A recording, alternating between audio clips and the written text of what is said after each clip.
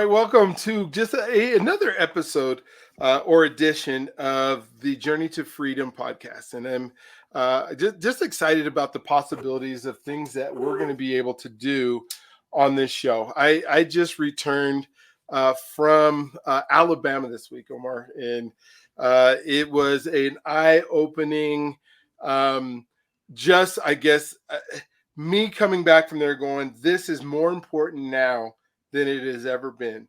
You know, I felt like I went back in time. I felt like I went back to the 60s or 70s. That's how it felt, because they haven't been able to progress. And a lot of the reason they haven't been able to progress is because there's laws that are still written in place. Like, for instance, the minimum wage. We had this tour by an amazing man that is just kind of disgruntled because he says we can't do anything. You know, Birmingham tried to raise the minimum wage last year. There is no minimum wage in Alabama, so they're going off of the federal minimum wage, which is like $7.25 an hour, which is super low. He was saying that the state says no, even though Birmingham as a city tried to raise it, they're not allowed to because the state of Alabama says no.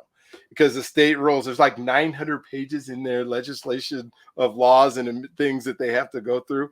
It was just, you know, the black high school. We went from, you know, back in the 60s, right before they had, the fire hose day and everything else. There's, you could see where the segregation was, where you go from one street, which is nicer, to another street, which was project housing and that kind of stuff. The black high school sits on that street.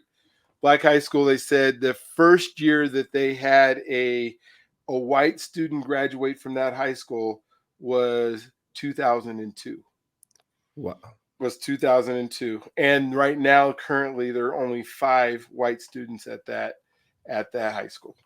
Now, what about the high school that's probably designated in a different area? How many black people do you have at that school? Yeah, that's a great question, because I even asked that and he didn't know. But you could tell we went into areas where, where there's train tracks, where there's food deserts, where there's, they said the soil is so bad in that area that the EPA won't even measure the soil. It's that toxic and that bad. And it's the black neighborhoods that are all around that are doing stuff. And so it was just that part. So that's Birmingham. Then we go to Selma, which was great. We got to go to walk over the Bettis Bridge, and you think of why couldn't they change it? They wanted to change the name of the Bettis Bridge to the John Lewis Bridge, but of course the state of they call it a monument or something, and it's impossible to change the name of a state monument unless they change the law. So that's not going to get changed. Then we go to Montgomery the next, we actually go down the path where they were walking, and the 3, 4, 5 stuff. What I did find out is when they were marching, my birthday, the actual day I was born, was when they were marching from Selma to Montgomery. So that was a pretty cool. So wait a minute. So let me get this right. I want to break. Yeah, please. Right. So you're a person who I know that has always advocated for underserved populations, whether, especially our Colfax corridor, working with our unhoused community. And I think it's special for you to be born on that day, because to me, you have been an advocate for communities that, for whatever reason, the justice system, our political system, our economic system haven't been able to serve them well. Yeah. And you've been an advocate for those individuals. So I think it is amazing to find out that you were born on that day. But guess what? I'm not surprised. Yes. Yeah. It was just, I'm with you there 100%. So and I know I'm supposed to be interviewed, but that's okay. I got to share those flowers, brother. I love it, and we have time together today. So this is an organic opportunity for us to really talk. We will get to the interview with you. I just wanted to share some of those thoughts as of this recording and as of you and I talking about this today. The Legacy Museum, and I don't know, have you ever had the opportunity? Have you been there I yet? haven't been to the Legacy Museum. Okay. Oh my gosh. So Brian Stevenson, if you ever get an opportunity to watch the things that he's put, Just Mercy was the movie Mhm. that he put together that Oh, that was spearheaded a good him wanting movie. to do. That was a good movie. Yes, it was an amazing movie. And then there's a whole special about Brian Stevenson that I would implore you to watch if you haven't, that just talks about this Legacy Museum. And so that was a hard reality to kind of walk through, to see, from the lynching side of it to Yeah. slavery. They have this one exhibit that shows from like 1500, and it shows these dots of from Africa of how many slave journeys, like 30,000 slave ship, the slave, the what is that, the trade route that the slave ships went on, and then so it goes through slavery, then it jumps into the segregation, and then it jumps into lynching, and then it jumps into mass incarceration.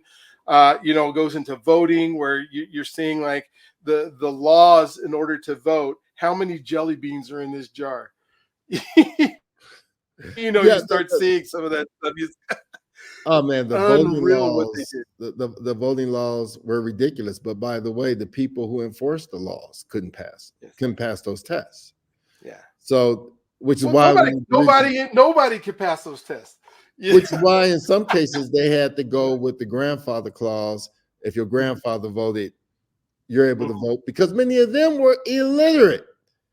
Of So, course, they were literate. They couldn't talk. Oh my gosh. Yeah. So we really got to. I was immersed in a lot of stuff that I read in books, but to really see the sites and to see people living in those places. One of the things, and the reason I even brought a lot of this up is the NAACP was stopped from operating in 1957. Like, they were not allowed to be an organization in the state of Alabama in 1957. And I don't know at what time they were able to come back, but it was a state law. You are not allowed. The other one that really got me was the like interracial marriages. And mhm. up until in Mississippi in 1987, if you were in an interracial marriage, a white counterpart, there's a man or a female in an interracial, in 1987, it was punishable by life in prison. Life in prison. Life in prison, not like 2 years and a fine. Life in prison if you were married in the state of Mississippi to Was a. that was that just black and white interracial It was relationship? black and white, white and Native American, white and Hispanic, all Interesting. three. Now, what about if you were black and married someone that was Asian or indigenous? Oh, both Asian and, yeah, Asian and indigenous, both were part of that. Well, Asian, I don't know Mississippi if that was life in prison, but that one might have been a fine if it was Asian, and yeah. So, and that was in 1987. I think it was Alabama that had in 1998, but it was only a 2 year, 2 years, possible 2 years in jail and a fine, but it wasn't life in prison. But it was still 1998, which is 1998, which is are you? This is unreal that this was happening back then. And so, just to be able to talk about it. So, Omar, thank you for being on today.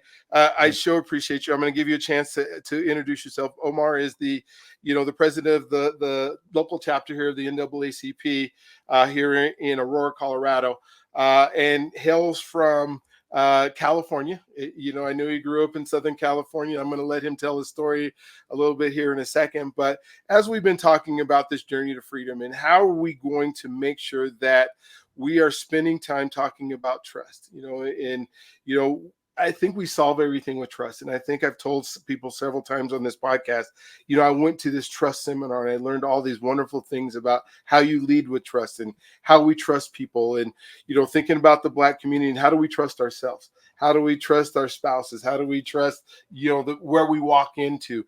That was when we were in Selma. We was at nighttime. We actually walked the bridge at nighttime.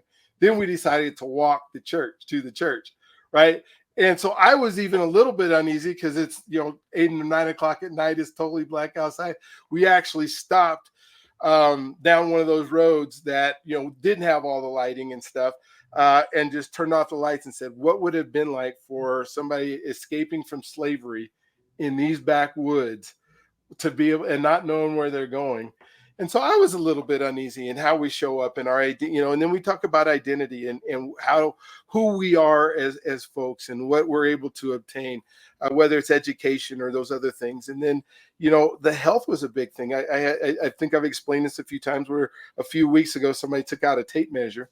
Mhm. You appreciate this. And they had me hold it at 0. Right. Then we went to, 72 inches. Okay. And then he said, okay, let's lock it in at 72. Let's go down to, I'm 59 now. So we'll go to 59.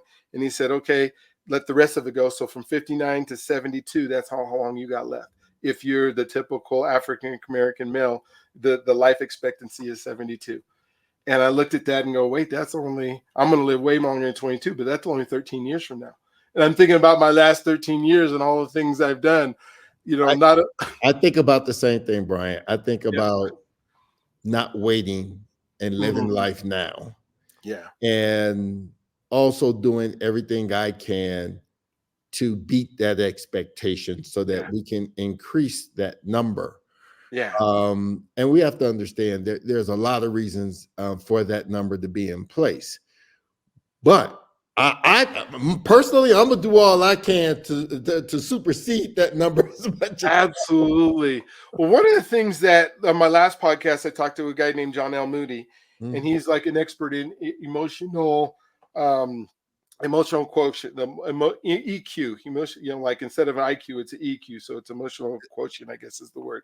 And he kind of talked about all the stress as Black men that shortens our lifestyle. Not even just the food or exercise or health, just all the things that had happened and the things, what's in our DNA from all the way from slavery, from taking, families, dads out of homes in the 70s and late 60s, and Oh, 100%. the segregation and the mass incarceration, and it was like 1 in 3 people, they said that in those southern states was expected to spend some time in prison.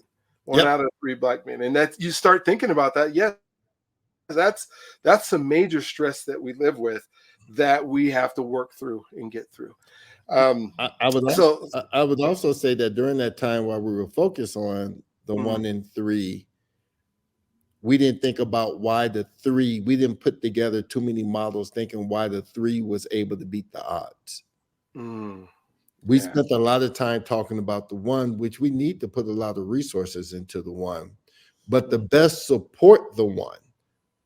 What about a model that talk about why the other 3 were able to address that adversity and be able to live productive lives? yeah. Just a thought. Oh no, I agree with that. That's we definitely should come back to that. Is what are some of the things we can do? So, Mhm. Omar, while we have the time, go ahead and introduce yourself. Go ahead and yeah, tell us about your background. What you've done with your life and where you're at now, and why some of these things are so important to you. First, Brian, just want to say thank you for having me on the show. I love Journey to Freedom, and I love that title, and I think that title embraces many of the things that Black America has had to face, not just men, but just Black America. How you see yourself in Black America. And some people may say, hey, I'm not Black, I'm African American, or I'm this, I'm that. I'm gonna own the term Black because that identity part is also, to me, part of the freedom. Mm-hmm. And so I grew up in Los Angeles, California. My father was a college instructor out of Cal State Long Beach, and also an activist in the community. My mother, they were in 2 separate households, so there was a co-parenting thing going on, which I have no issues with because I know they both love me, continue to love me immensely, but loved me as I was growing up. My mother was a bus driver, and during the time when women that wasn't a popular profession for a woman. So she had to really just go through a lot of adversity just to get the job. And then once she had the job, many people would question her qualifications. Can she handle this? Can she handle that? And ended up making a career out of being the bus driver, and able was to provide for me between her and my father, co-parenting. So I always got a chance to see what hard work was like. My father, man, he was a college instructor. He taught high school. He taught at community college, all at one time while being an activist in the community, taking care of his brothers and sisters as much as he could. He's one of 12 brothers and sisters. And my mother is one of, I believe she has four. So, and the fact that's the side I know the best. I can't even get the number right, but is one of four daughters. And so, with just being in that dynamic, where my father, I have a bunch of uncles, I have a bunch of aunts, and where on my mother's side, it was predominantly women. It was my grandmother, it was my aunts, and it was my mother. And so you got a chance to see what the world looked like on both sides. And because I was able to travel to different parts of Southern California, a lot of people don't have that opportunity, although it may just be a freeway away. I was able to be on a college campus when I was 8, 9 years old. I participated, my father had me participating in the protest, the Ron Settles case, when I was 8, 9 years old. So, and my mother had me in church every Sunday. So although she couldn't take me because she was a bus driver, we had the church bus, for those who remember back in those days. I do. The church bus. I went to Sunday school. I did go to private school the majority of my life until my senior year in high school, and then ended up graduating from Cal State Long Beach with a degree in Black Studies and a second degree in criminal justice, a master's in public policy administration from Cal State Long Beach, and a master's in education from National University. Started a doctoral program. I didn't finish, but hopefully one day I'll go back and finish. But that's where I'm at. I currently the director of equity, culture, community engagement for Cherry Creek School District, and president of the Aurora branch of the NAACP. Taught in higher ed at Cal State Long Beach Metro, and the University of Colorado, Denver, and National University. Adding all that up, I taught in higher ed for over 20 years. So that's my background. Wow. And you start thinking about that and why, how important, let's just go into education, because you have education. I'm sure there's some counterparts that were in the schools that you attended when you were growing up that you can now look back after however many years, 20 years of teaching in higher education. How has education enabled you to move around and to achieve some of the things you've had, compared to somebody who doesn't have that, some of that education? I'm gonna look at education from two Please. different areas. There's the academic education, and then there's the education that you learn through life and through life experiences. And I have been fortunate to benefit from both. I wasn't the brightest kid. I would say that I would own that my father did all he could to get me accepted in the Cal State Long Beach. Let's just say it that way, because I know my credentials probably wasn't the best going in. And what I learned was when I was at Cal State Long Beach, I surrounded myself with some people. My father said, always surround yourself with people smarter than you. So I found the smartest kids that looked like me at Cal State Long Beach. We were all freshmen, and we took care of each other. If we didn't have enough money to park, because you had to pay for parking, one of us would park on the outside. We'd all caravan in and do what we could to pay for parking together. Tuesday night tacos at Taco Bell, when Tuesday night was 25-cent tacos. We try to find all the change in the car. Yes. So we could feed each other. before cell phones. Mhm. We would call each other 2, 3 o'clock in the morning. Yes, waking up parents and all that stuff to make sure you got your paper done, to make sure you studying. I worked Okay. at UPS and worked at Cal State Long Beach. And I had a graveyard shift. So when I go home, either I was going straight to school or I was going home. And my friends would be like, did you get your paper done? Mm. Did you get your school? Did you get your homework done? Nah, Okay. bro, you can't go to sleep. We got to go to the library. Oh, So that's so. that education was about the academic part, but also how do we navigate life so that we could be successful? I say we because all of us graduated and all of us got advanced degrees because that was our goal. That is so, and I love what you're saying there, because there is the education that you get that has nothing to do with what's in a textbook or what the professor is saying, and I liken it to, if we look at our identity piece and the identity that folks have because they went through some of those things to be able to get it. And there's so many people. I look at some of the trades and stuff that are out there. If I'm a master welder, I think of my grandpa. And he's had a eighth grade education, but he owned his own dairy. He was one of the leading farmers up in the Central Valley.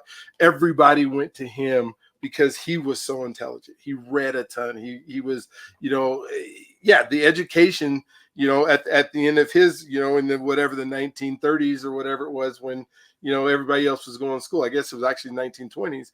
He was out in the field and doing, picking, making sure that the family had money to live on. There was nobody going to school then. But that identity piece, and what I want people to hear is, we want your identity is a lot about where you come from, the place, Yes. things that you've done. It's not necessarily the education you have. And I'm not saying the education doesn't help, because the second thing you said was the associations. And who you hang out with, I think, even to me, bodes way more than just the classroom you went or the degree you got. Because I know a lot of people with degrees that you can't hardly have a conversation with, because the associations of the people that they're around have brought them to a point where they've frozen in time, frozen in some of the things they've done. What would you say to that identity piece of education and all the different ways we learn? Well, I'm gonna say this. And when you're going back to your grandparents, the people who didn't have the degrees that was around me were some of the most intelligent people around. Ooh, My yes. grandmother Mhm. only had an eighth grade education, but read the newspaper every single day from beginning to end. My mother, who graduated from high school, only had a couple of years of college, has read more books than I could ever dream of. Mhm. Super intelligent. My father, yes, master's degree, college athlete, this, that, and the other. But he was able to combine, because 12 brothers and sisters, and you're the big brother in some cases, and you know, everybody's trying to eat. And the different ways he had to navigate life to help his father and to help his mother provide for the family. And it was all hands on deck, not just him, it was the other brothers and sisters doing their part, but it was all hands on deck. Those are things you can't teach. Those are things you have to experience. You have to see people get up and work hard. My mother got up at 4 o'clock in the morning, and then she had to wake me up to take me to my aunt's house. So for me to get up early in the morning because something got to get done is nothing. It's what you do at that time when you get up Mhm. in the morning that my mother taught me. Yeah, yeah. So yeah, so education is more than just getting the degree. Getting a degree is great, but for me, and I'll end it on this note, it's about how you get the degree, how you take your life experience and become a bridge builder for those around you and those that you have embraced in your life. Gotcha. Now, being a professor, Mhm. and working at the school district, and we have these opportunities where we've had a lot of Black men being able to go to college and get degrees, and then they graduate and they have a whole bunch of student debt, and we're kind of moving into finances now, Man. right? And we're moving into, whether they maybe they got a little bit of a scholarship, but it wasn't enough, and now they're graduating with a lot of student debt, and they're having trouble finding positions that they went to school for. Mm-hmm. What would you say? And part of that starts eroding at our identity, right? It erodes at, is this me? What did I do wrong? What have I not done to be? Did I go get the wrong degree? Did I not, study hard enough? Did I not get the best grade? The grade that I needed to grade. What would you say to those young men, or to those folks that are struggling after they've gone and got the education, but it just hasn't worked out the way that they wanted it to? First, I'm gonna say I am still paying off college debt, so let's just put that out there. But I haven't let it stop me from doing anything I want to do. Oh, good. That debt gonna probably be with me as much as I have. It's probably gonna be with me until whenever.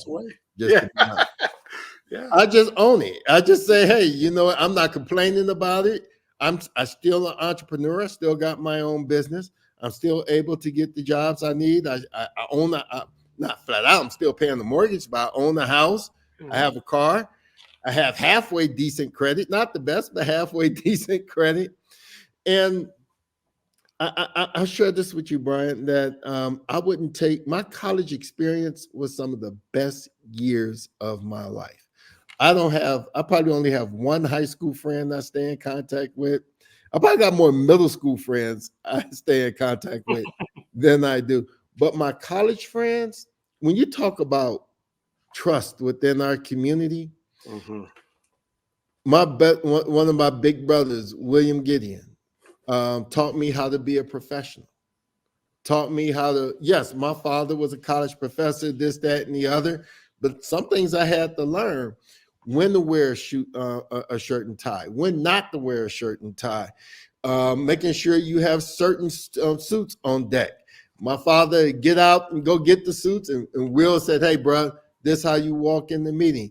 A good friend of mine named Vicky did my first resume, taught me how when you step into a job, this is what your resume should look like. My friend Mark taught me how to advocate in written form. I was able to write, but he was able to write in the school newspaper, went to Pepperdine School of Law, and passed one of the most difficult bars in the country, the California bar, the first time. So these were the people struggling just like me. My friend Gerald, man, Gerald was like the most humble brother I ever met. And he taught me about friendship. He taught me about what does it truly mean to be a friend. And of course, I'm a member of Omega Psi Phi Fraternity Incorporated.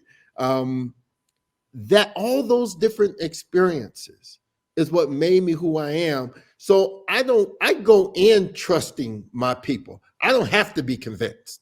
I go in trusting Black people. I go in believing that the Black people that are around me has my best interest in mind, and I have their best interest in mind. As a matter of fact, the outlier is the one that you got to keep your eye on. That's the outlier. That's not the norm for me. Absolutely.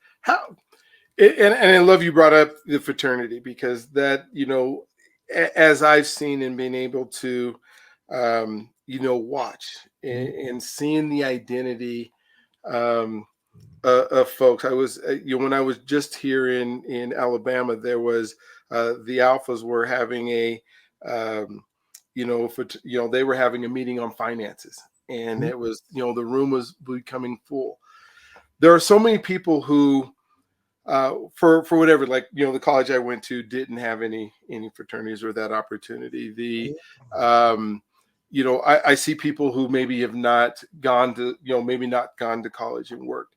What is the opportunity for people to help create? You made me talk a little bit about how, you did a little bit about how it shaped your identity by being in a group of people that look like you, that you had examples of who had, been older and had been through college, and then are still working through. how do people experience that, or how that had shaped your identity, I guess, is I, those I, questions. I guess it shaped my identity. I have to be honest. When I was growing up, part of that identity was watching how street gangs navigate communities. Hmm. And not all of them, you hear street gangs, you automatically think the negative or the worst. One, watching my family, how they stick together. Yeah, at times we probably didn't get along, probably wasn't on the same page, Hmm. but in the end, we're together. So anytime I fly to California, I'm seeing my father's side the family, I'm seeing my mother's side the family. Let's fast forward. Then I see how street gangs stick together no matter what. People can say what they want. Yes, we can talk about the crime element, but this, that, and the other. But if my gang member's wife need diapers, I'm gonna go get those diapers. If that gang member mom need to get to the doctor, they're going to take that person to the doctor. So you begin to see the advantage of being a part of people who you love and trust. Yeah, And when that's I went to college, I was a part of the Black Law Association, the Black Business Student Association. I was president of our Black Student Union. And you begin to see how each of those experiences prepare you for the next stage. Because now you keep broadening your horizon. And people say, Omar, did you only hang out with Black people? No, I no. hung out with anybody who wanted to hang out with me. If they were about progression, if they were about upliftment, hey, whether if you were white, Black, Hispanic, Jewish, wherever, hey, I was down to hang with you and talk. But guess what? We're also going to have some courageous and difficult conversations, because sometimes there are some racial elements Hmm. that we have to discuss in order for that bond to be strong. You just can't walk around that. No, there are some things we have to discuss. And so I got friends from all different ethnicities, races, and religion, because because yes, I love my people, but at the same time, we stay in a global society. And you have to know about the world as a Black man and not just your community. Let's talk about a little bit. So when and I'm 100% in agreement. And so when we walk into rooms, Mhm. we walk into rooms that we may be the only person in that room that looks like us, or there's only a few that look like us, and we have to, whether it's code switching or we just have to fit in into those areas. How do we teach that? How do we make sure that when we walk in, because I find so many men that are older that say, you know, their job, something happened in their job, and then they go right to, because I was Black, or and in many cases that is absolutely true. Mhm. But as we walk in and we say, how do I navigate this room so that I can be the person who is giving input, not the person that sometimes they're saying, well, what do you think because you're this? You don't want to speak for your whole people, in every single one of those rooms, what since it happens many times. But how do you grow that relationship, and things that you've done to grow those relationships so you are an equal contributor in those rooms? And I've been in some of those rooms with you, and so I know you're a master at it and doing it. So, but what are some of those things that you do to be able to make that happen? Believing that I belong in the room, even if I'm the only Mm, one. okay, so back to identity again. I love it. If I step into the room, I'm stepping into the room as a person that believes I belong there. Mm-hmm. So I'm not going in with a deficit mindset. Oh, I'm the only Black person in the room. I'm going in, and I don't mind having that backpack of carrying my community. I'm going in because I believe I personally represent what is good about Black culture. Oh, I love it. Love it. So if I'm walking in believing I represent what is good about Black culture, then I go in there just as I guarantee you. Let's just give an example. If the Denver Broncos is going to Raider Stadium in Las Vegas, do you think Mhm. they going in with a deficit mindset? oh man, we in here with all these Raider fans, and man, this is going to be a tough game. They go in there saying, we're going in there to kick butt. We're going in there because we're the Denver Broncos. We that bad. And by the way, we're going to take you right here on your own stage. I go in with that kind of confidence because my father said, you don't come second to no one. My mother said, whenever you walk in a space, you walk in with confidence. Like many of my friends say, Omar, why do you wear a shirt and tie just about everywhere you go? And Brian, you've been around me. I wear a shirt and tie just about everywhere I go because every space I go in, for me, I want them to know, one, I'm in the room. I'm here for business. We're going to take care of business. And for me, I want you to know, for Omar Montgomery, you're getting the best of me at all times. And that includes my Black culture. Oh man, that's so good. And I love how you're putting that in. And when you think of developing communities and places where we go, how important that community is to be able to be part of it, whether it's an all Black community or it's a Black that's a mixed community. That identity is so big. And so how do you start out with trust? When we talk about trust and when you go places and interact with people, do you trust automatically until they give you a reason not to trust? Do you go in cautiously and they have to earn trust? What is it in your world when you're moving into spaces, and you can talk about different spaces as you want, that you can, because of who you are, and your identity, does that automatically demand trust? What is that? What does trust look like for you? I trust that I'm going to make the best decision in the situation that I'm in. Okay. That's what I trust.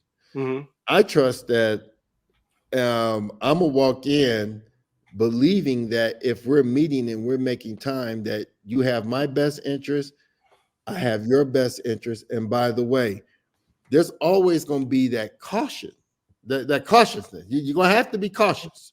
And the reason why you have to be cautious is because there are people who don't have your best interest. But I probably go in 80% believing we're on the same page, and 10% with a little bit of a cautious eye, and another 10% saying, okay, you done said some things, so I really have to figure out where this is going. But I do it through inquiry and not making assumptions. And I'm gonna tell you the difference.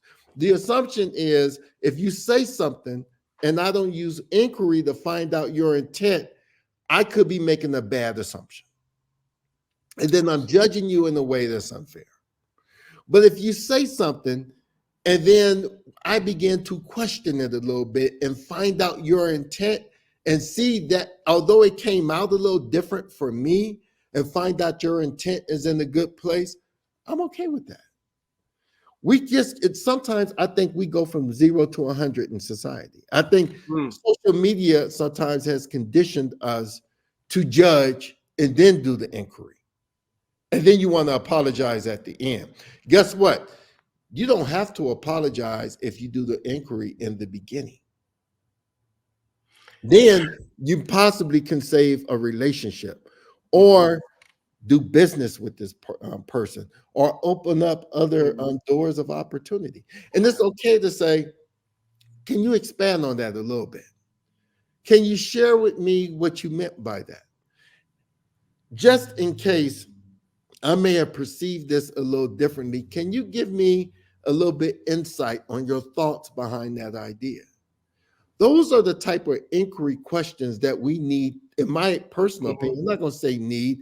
I would suggest that we do, because if someone says something and I just automatically judge them without finding out the intent, I could be causing harm to that person as well, unintentionally. So for me, the inquiry part is where the trust begins, is where you ask those questions, one, to make sure you validate it in the decision you're about to make, and also do your homework. Trust is about homework too. Before I meet with a person, I'm scrubbing any type of media I can find I about love them. that. Yeah, that's so I want important. to know what other people have Mhm. said about them. Yeah. Because I know they're doing the same thing about me. When I sit down, I may bring up a fact to let you know I did some research. Oh, I heard you went to this college and did this research project. Can you tell me about it? Yeah. Oh, you did your research. Yeah. I need to know who I'm meeting with. I'm sure you've done your research on me. And people let me know. Oh, I heard you ran for this political office. What was that experience like? Oh, you did your homework. And I'm okay with that. And even even if I think as I think of me and my identity and in this whole thing called trust, right, and trying to build that, um, I hearken to the event that I went to that was on trust, that was all about trust and the powerful people that were in the room. And I think about power, and I think, and 400 folks in the room, 25 of us were black men, if even that, and a couple of the black men spoke on stage. And what I found myself after, because I feel pretty um, solid with the relationships that I had, but I was able to go up to those black men and start a conversation and trust that what I was getting from them Mhm. was legit, whether it was or not. I mean, no, there was a Super Bowl champion that was in there. There was a naval commander that was in there. There was a CEO of a big major corporation. I had no apprehension with their power and their status for me to run up to. And then I think about some of the other men that were there, the white men that were there, that maybe been running it, were in the same status situation. Like there was another admiral, there was a general that was there.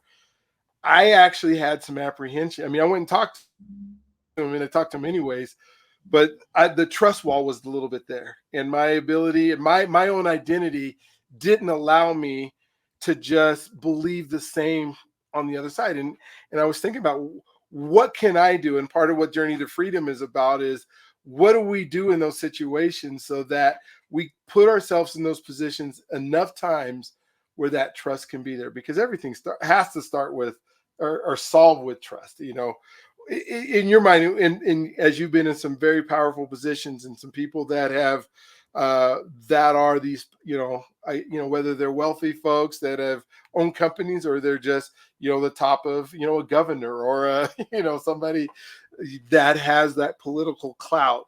Mhm. How do you interact in those spaces?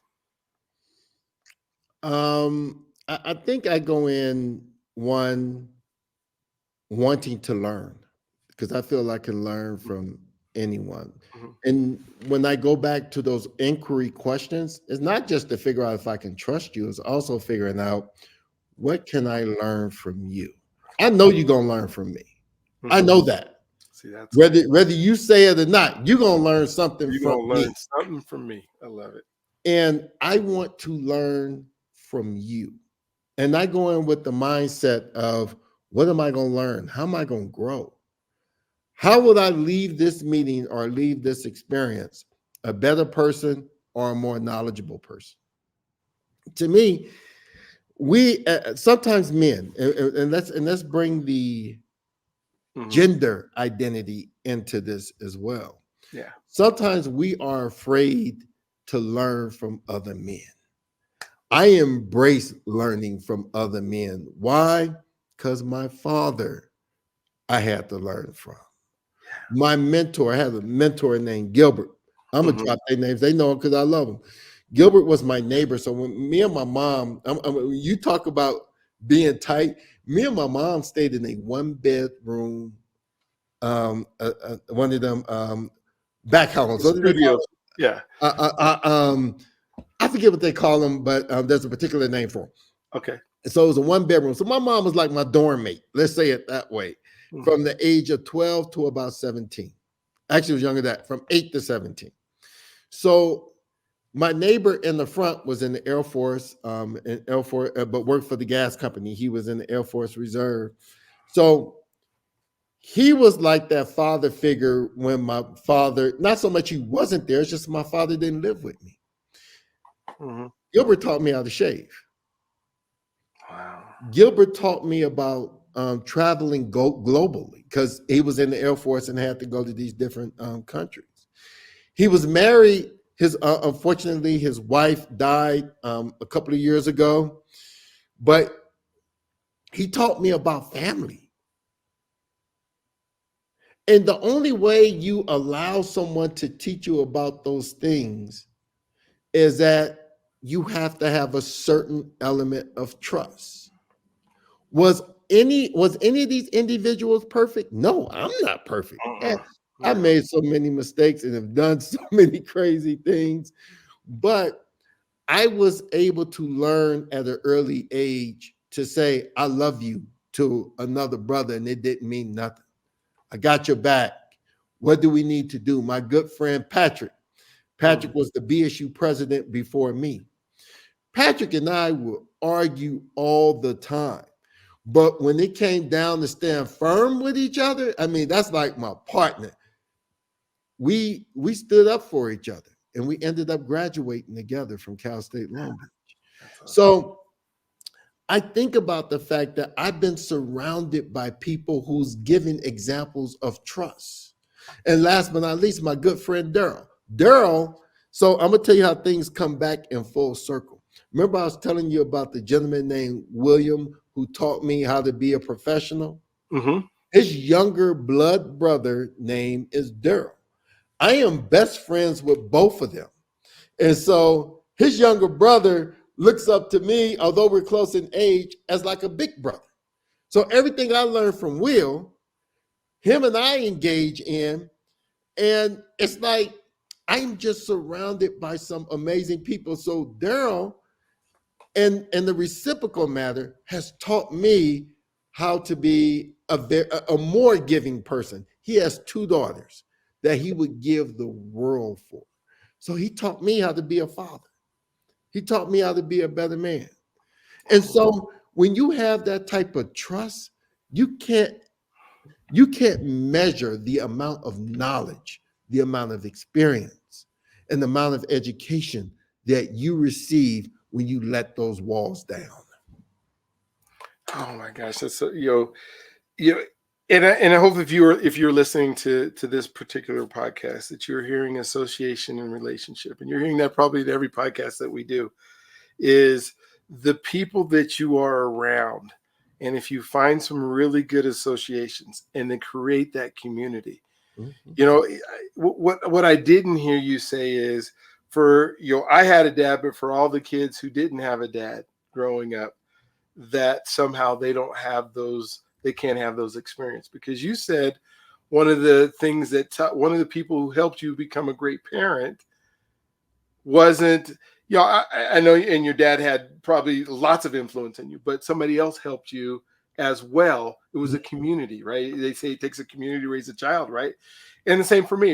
It wasn't necessarily my dad and my mom who taught me how to be a great parent. It was watching other people that I believed their kids were great kids, and I wanted my kids to be like their kids eventually someday. And it was the whole community of people. And so with that, what do you say to um, that man who says, "Well, I didn't have a father growing up. I don't know how to do things."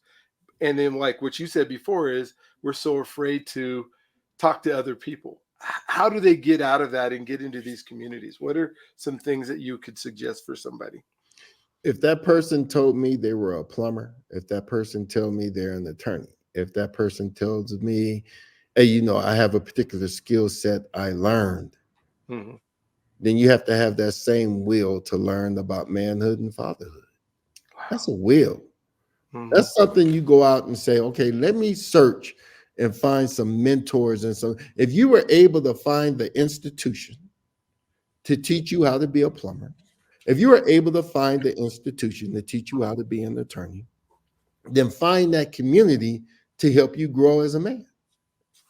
And don't put it off and say, well, nobody embraced me and this, that, and the other. Nobody embraced you to be an attorney. That was something you went out there and found and did. So if you want to be a better man, then you put yourself in circumstances to be a better man. Period. You don't go out and say, I'm a bad person because I wasn't around good men. Well, put yourself around good men. Put yourself around good women that help shape good men. Put yourself around a community that will embrace you and let you know your flaws, but you have to be open to listening to that. So let me say this. My son, I came into my son's life when he was 12 years old. And I'm going to share about three of these quick stories. Okay. My son, I like I say, Daryl was teaching me about fatherhood because, you know, I'm a little older and my son coming into my life. And I didn't know what I was doing. You know, he's 12 years old. How do you shape that relationship? How do you build that trust? And one day I was just going off on him for something he did. And he said something very simple. He says, all you got to do is talk to me. Wow. And I thought about it. I said, I don't talk to my students this way. Yeah. I don't talk to anybody else in my life this way. He said, all you have to do is talk to me. Basically, the way I'm communicating with him right now wasn't reaching him. He says, all you have to do is talk to me. Wow. Then let's back up. When I was teaching at Long Beach Unified School District, a young man who I love so much, one day came to me and said, what is it like to have a father? I can't explain that because I've always had the male influences in my father in my life. And before I can get the words out, he says, you're my father.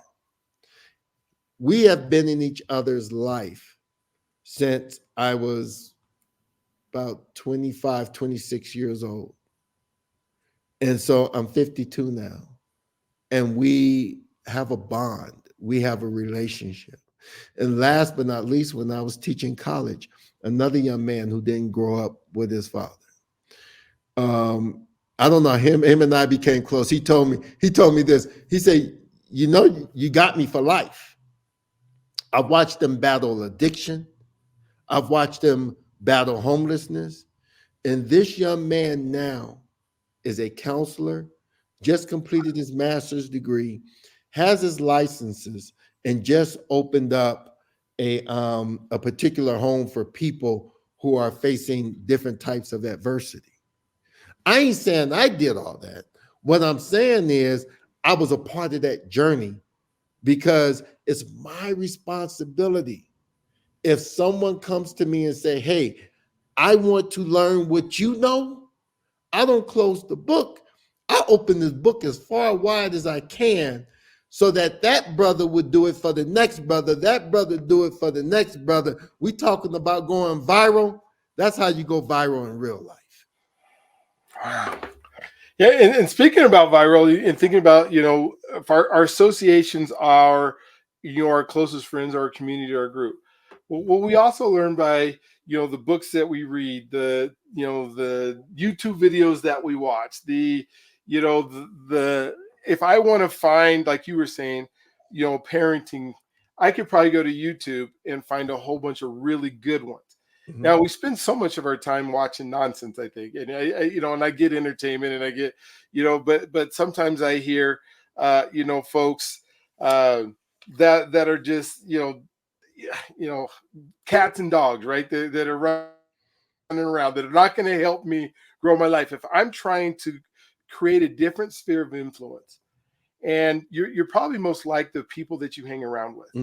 And so how do you up that game? You know, if I'm thinking whether it's finances or whether it's in my faith or whether it's in my, you know, my identity or whether it's in the way that I trust people. I got to find people that are doing it better than I'm doing it. How do you go about that? Because I can tell you've done that. You said that you do that. You found those people. For somebody who's just watching this, how do they get into those other circles? Well, you know, the internet has opened up those doors.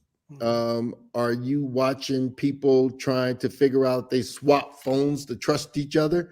Or are you watching someone who says, hey, I had a bunch of Nike shoes and I turned it into a $100,000 business before I left high school? Who are you watching? Who are you embracing? I was fortunate enough to grow up watching Good Times. when James Amos was the father.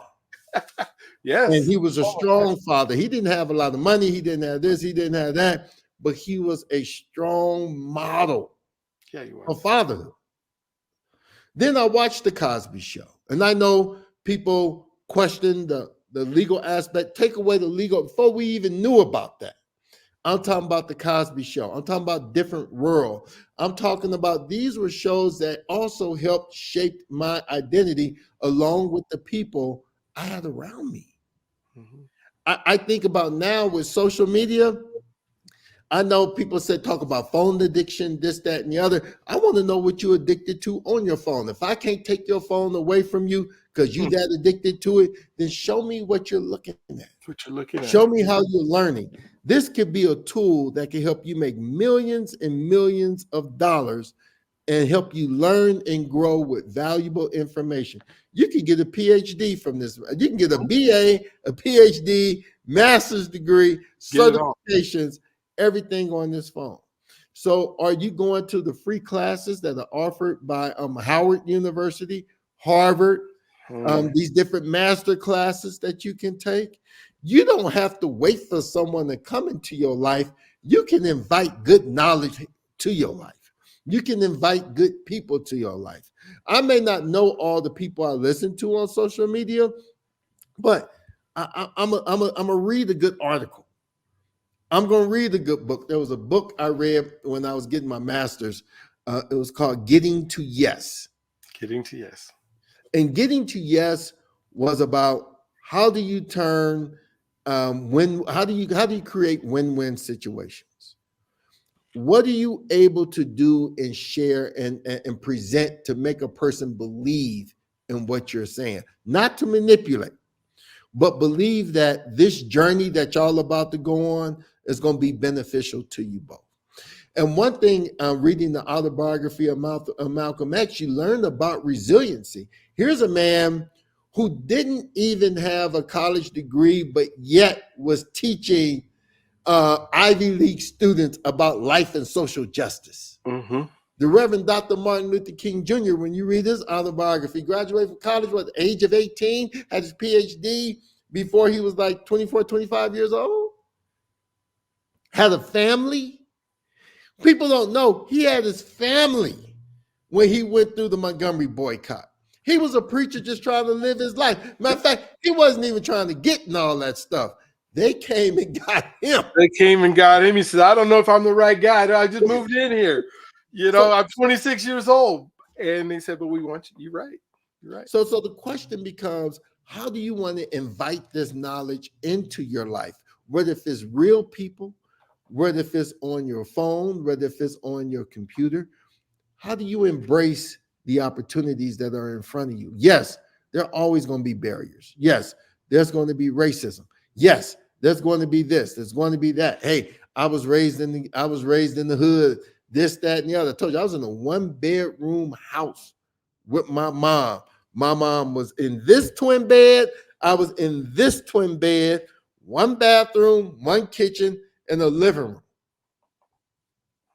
Didn't have my own TV. We had to watch what we watched together until we got a separate, smaller TV. But she controlled what was on them 5 channels we were able to watch back in the day. Wow. Yes, I So remember. Wow. I say that to say that, yes, we have some horrible circumstances that we may have had to go through to get to where we're at. Mm-hmm. But that doesn't mean you shut the door on positive knowledge and positive energy coming into your life, because unfortunately, you may have had some circumstances that caused you harm, and that backpack may be a little heavy. Lighten that load and bring some positive energy in your life.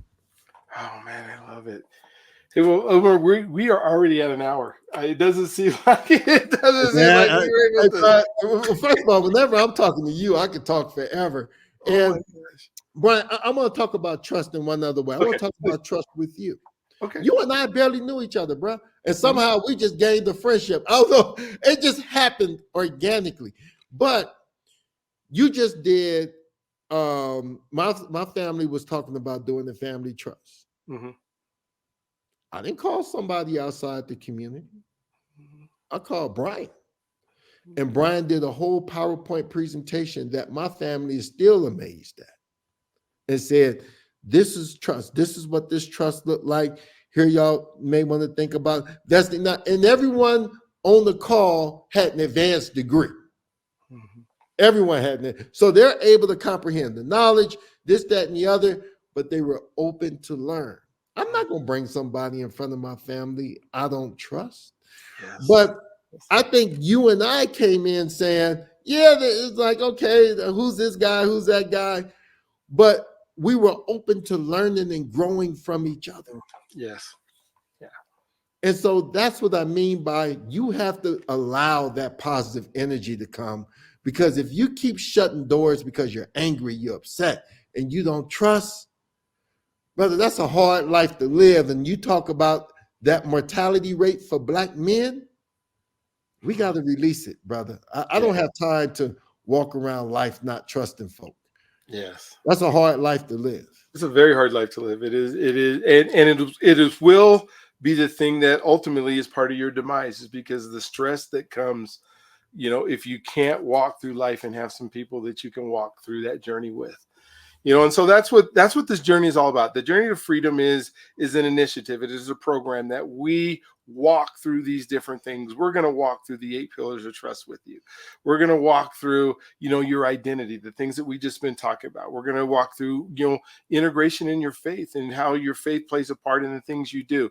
Your health, we're going to talk about not only your physical health, but your mental health.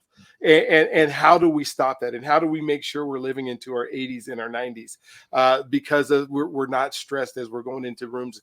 We're going to definitely talk about money. You and I, we didn't jump into money, but we're gonna actually talk about everything we talked about was about money, Brian. It was. You're right. You were so right, because it intersects everything. If somebody comes up and tells you that money's not important, then run, because it's up there with oxygen, because it allows you to move through this world in ways that you wish to move through this world. And so it's a way that we exchange for things that we want and love and want to have. And so, if I could say anything is, make sure you subscribe.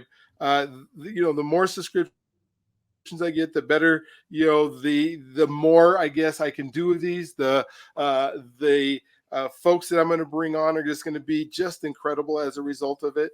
So subscribe to this. I have a daily, 7-minute mindset that I'd love for you to subscribe to as well. I'm going to talk about these things, 5 days a week, for the next 52 weeks and beyond.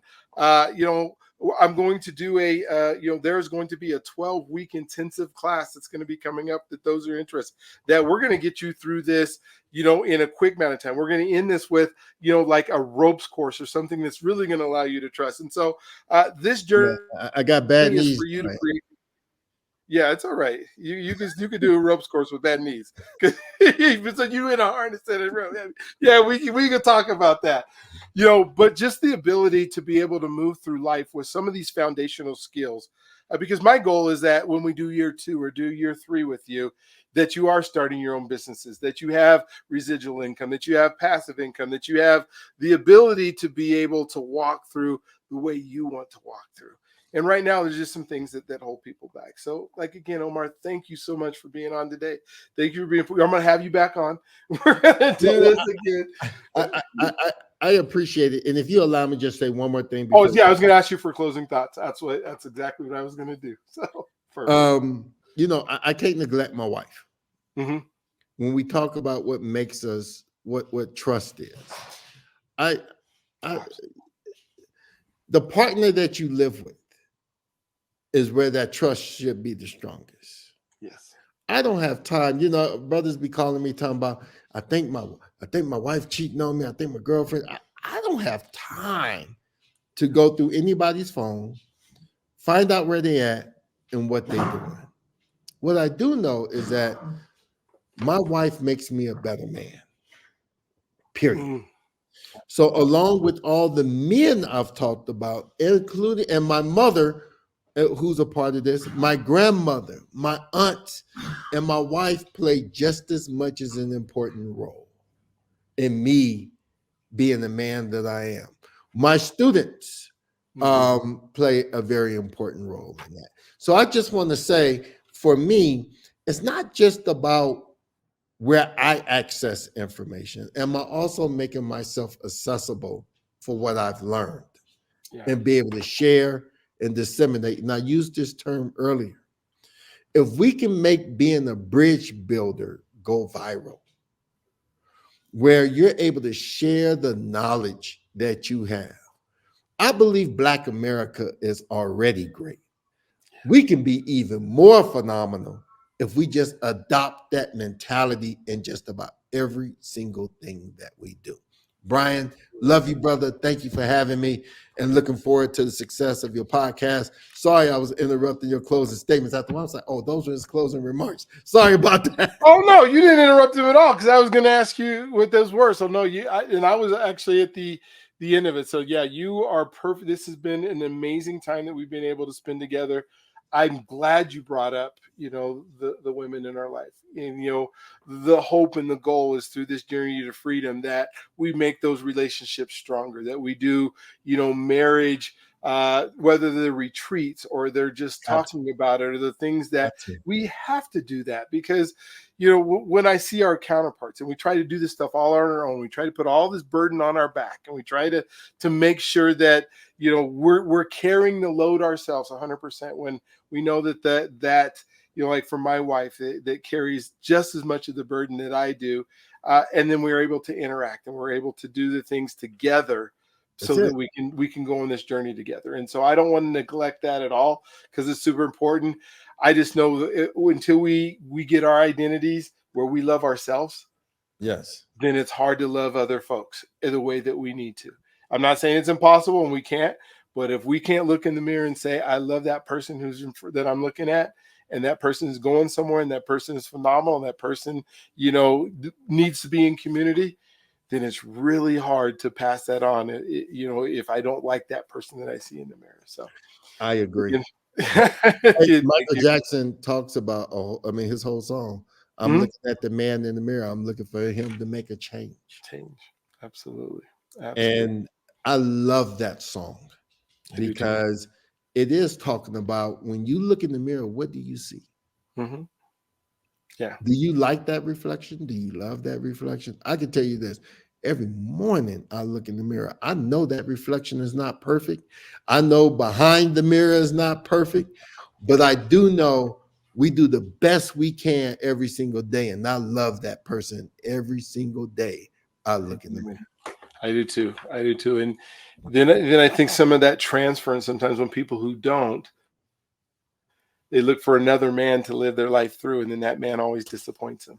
When we think of like some of the athletes and the people who we put their name on our back, and then they don't live up to some of the standards because they're just men, right? But we got to start with ourselves. So absolutely. So you can say one more thing if you want. No, I'm just saying that I think it's Hmm. okay to be a cheerleader Hmm. or to admire a team, to admire someone else, but put 90% into yourself first. Yes. Admire that person. When you talk about Mm-hmm. when they wear the jersey and they wear the name, this, that, and the other, if that person is getting more of your energy than you got to flip that. Because as far as I'm concerned, I have to be able to be, I have to be able to believe in the person I Hmm. am looking in the mirror at. Yeah. My wife depends on it. My son depends on it. My family depends on it. And people who I engage depend on it. And I depend on them Hmm. to love the person that they look at in the mirror as well. Amen. Amen. Well, thank you, Omar. Thank you, brother. We do got to go, but it's like I said, we're going to do this again, and I hope that all of you who are listening will continue to listen to these podcasts. Will continue to take this. I'm sure that if you look up Omar and you try to find him, you will have absolutely no trouble trying to find him and look at those examples because that's what we're going to show on this day in and day out. Because you can do this, you deserve this. And let the community help you get to where you want. So you guys have a wonderful, just awesome, incredible day. Hey, you're God's greatest gift, and we will talk with you soon. Thank you, brother. Enjoy. God bless.